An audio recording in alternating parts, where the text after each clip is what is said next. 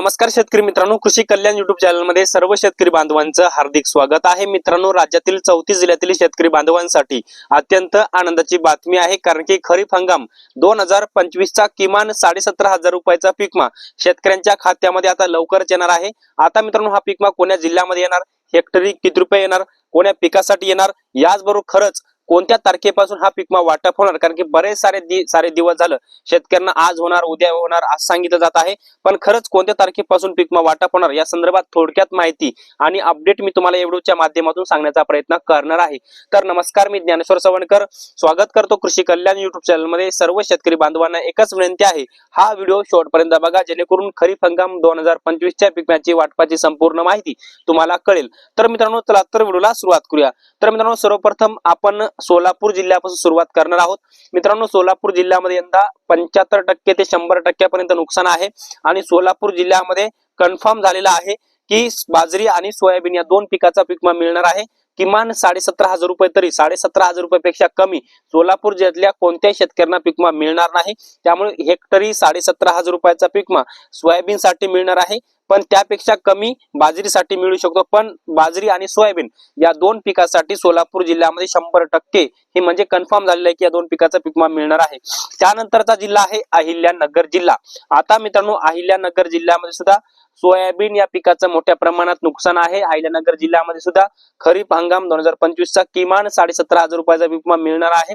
त्यामुळे अहिल्यानगर जिल्ह्यामध्ये सुद्धा सोयाबीन हा पिकाचा पीक विमा मिळणं हे कन्फर्म झालेलं आहे। त्यानंतर आपण आता विदर्भातल्या 5 जिल्ह्याची माहिती बघूया। आता विदर्भातल्या 5 जिल्ह्यातला पहिला जिल्हा आहे बुलढाणा जिल्हा। मित्रांनो, बुलढाणा जिल्ह्यामध्ये सुद्धा मोठ्या प्रमाणामध्ये नुकसान झालेलं आहे। 50% पेक्षा जास्त सोयाबीन या पिकाचं नुकसान झालेलं आहे। त्यामुळे बुलढाणा जिल्ह्यामध्ये किमान 17,500 रुपयापेक्षा जास्तचाच पीक विमा सोयाबीन या पिकासाठी मिळणार आहे। फक्त सोयाबीन या पिकाचा पीक विमा बुलढाणा जिल्ह्यात मिळणार आहे, 50% पेक्षा जास्त मिळणार आहे, पण इतर पिकाचा पीक विमा मिळण्याची शक्यता फार कमी आहे। त्यानंतर मित्रांनो, यवतमाळ जिल्हा। आता मित्रांनो, यवतमाळ जिल्ह्यामध्ये सुद्धा सोयाबीनचं 60% पेक्षा जास्त नुकसान आहे। यवतमाळ जिल्ह्यामध्ये सुद्धा किमान 17,500 रुपयाचा पीक विमा मिळणार आहे खरीप हंगाम 2025 चा, आणि हा सरसकटचा पीक विमा मिळणार आहे। पण यवतमाळ जिल्ह्यामध्ये फक्त सोयाबीन या पिकाचा 60% प्रमाणे पीक विमा मिळणार, म्हणजे 60% म्हणजे जवळपास 17,000 पेक्षा जास्तच पीक विमा मिळणार आहे। त्यानंतर अकोला जिल्हा। आता मित्रांनो, अकोला जिल्ह्यामध्ये सुद्धा मोठ्या प्रमाणामध्ये नुकसान आहे, पण अकोला जिल्ह्यामध्ये सुद्धा फक्त एकाच पिकाचा पीक विमा मिळणार आहे। अकोला जिल्ह्यातल्या जवळपास 50 पेक्षा जास्त मंडळामध्ये सोयाबीन या पिकाचाच पीक विमा मिळणार आणि 17,000 रुपयापेक्षा जास्तच मिळणार, पण इतर पिकाचा पीक विमा या जिल्ह्यामध्ये मिळणार नाही। फक्त एका पिकाचा पीक विमा हे कन्फर्म झालेला आहे आणि शेतकऱ्यांना तसं दाखवत सुद्धा आहे। त्यानंतर वाशिम जिल्हा। आता वाशिम जिल्ह्यामध्ये सुद्धा मोठ्या प्रमाणात नुकसान झालेलं आहे। सरसकटच्या पीक विम्यासाठी वाशिम जिल्ह्यातले 36 मंडळी पात्र आहेत। वाशिम जिल्ह्यातले 6 तालुके पात्र आहेत। फक्त वाशिम जिल्ह्यामध्ये एका पिकाचा पीक विमा मिळणार आणि ते पीक म्हणजे सोयाबीन, आणि सोयाबीन या पिकाचा पीक विमा वाशिम जिल्ह्यामध्ये मिळणार आहे। मित्रांनो, त्यानंतरचा जिल्हा आहे अमरावती।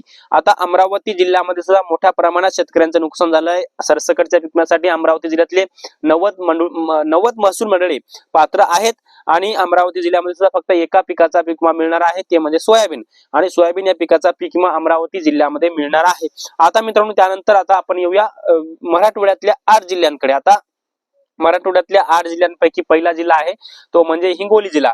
आता मित्रांनो, हिंगोली जिल्ह्यामध्ये सुद्धा खरीप हंगाम 2025 साठी मोठ्या प्रमाणात शेतकऱ्यांचं नुकसान झालेलं आहे आणि खरीप हंगाम 2025 चा सरसकटचा पीक विमा हिंगोली जिल्ह्यातल्या 30 महसूल मंडळामध्ये मिळणार आहे।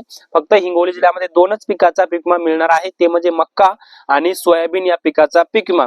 हिंगोली जिल्ह्याची आणेवारी सुद्धा 50 पैशापेक्षा कमी आहे, पण मक्का या पिकाचा पीक विमा हिंगोली जिल्ह्यात मिळणार आहे आणि सोयाबीन या पिकाचा किमान 17,500 रुपयापेक्षा जास्तच मिळणार आहे, कारण की 80% ते 100% पर्यंत नुकसान हे हिंगोली जिल्ह्यामध्ये दाखवण्यात आलेलं आहे।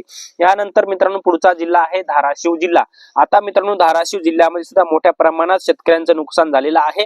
धाराशिव जिल्ह्यामध्ये सुद्धा फक्त दोनच पिकाचा पीक विमा मिळणार आहे, ज्याच्यामध्ये मक्का आणि सोयाबीन या दोन पिकांचा समावेश आहे, परंतु सर्वाधिक पीक विमा हा धाराशिव जिल्ह्यामध्ये सोयाबीन या पिकाचा पीक विमा मिळणार आहे। धाराशिव जिल्ह्यातल्या सरसकटच्या पीक विम्यासाठी महसूल मंडळांचा समावेश करण्यात आलेला आहे. त्यामुळे धाराशिव जिल्ह्यामध्ये या पिकाचा पीक विमा मिळणार आहे. त्यानंतर परभणी जिल्हा, मित्रांनो परभणी जिल्ह्यामध्ये सुद्धा खरीप 2025 चा सरसकटचा पीक विमा मिळणार आहे.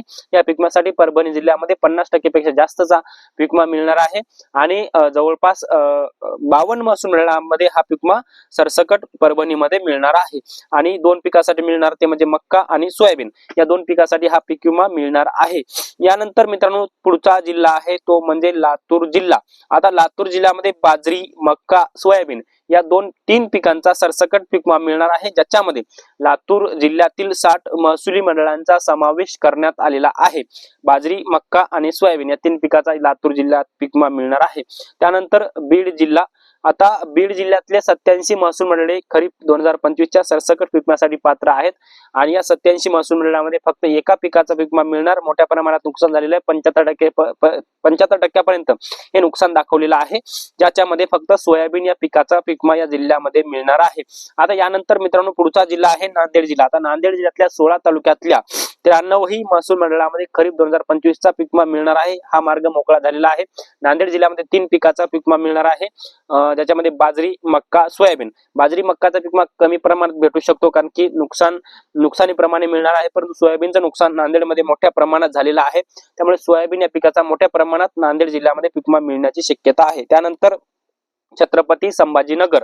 आता मित्रांनो छत्रपती संभाजीनगर जिल्ह्यामध्ये सुद्धा मोठ्या प्रमाणात नुकसान झालेलं आहे. छत्रपती संभाजीनगर जिल्ह्यातल्या एकूण 90 मंडळांपैकी 78 मंडळांमध्ये सोयाबीन या पिकाचा पीक विमा मोठ्या प्रमाणात मिळणार आहे आणि सरसकटचा पीक विमा मिळणार आहे. ही एक आनंदाची बातमी छत्रपती संभाजीनगर जिल्ह्यातल्या शेतकऱ्यांसाठी. त्यानंतर जालना जिल्हा. आता मित्रांनो जालना जिल्ह्यामध्ये सुद्धा मोठ्या प्रमाणात शेतकऱ्यांचा पीक विमा मंजूर झालेला आहे. जालना जिल्ह्यामध्ये सुद्धा मोठं नुकसान दाखवण्यात आलेलं आहे.